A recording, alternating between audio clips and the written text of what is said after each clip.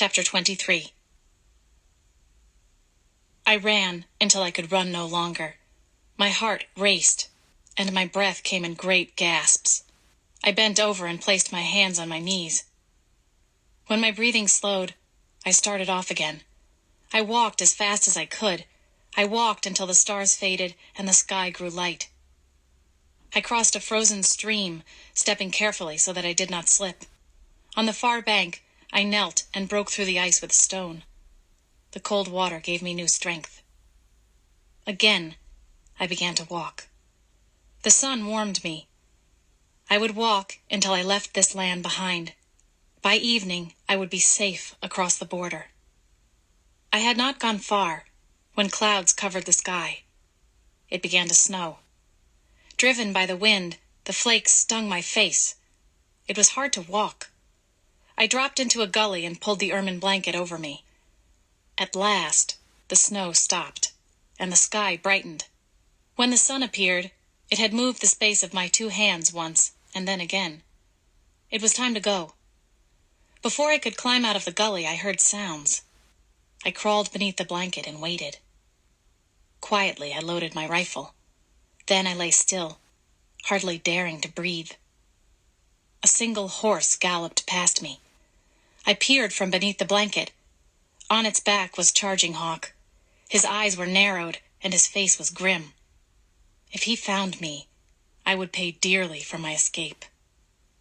While the sun moved across the sky, I did not stir. The white blanket blended into the snow. From 3 steps away, a rider could not see me. I slept. When I awoke, the shadows were gathering. The sun was low, and the first star shone in the sky. With my hands, I scraped snow from the ground. I ate only a little, enough to stop my thirst. Still, I waited. At last, Charging Hawk returned. His horse gleamed white in the dusk. Charging Hawk was weary from dancing all night and riding all day.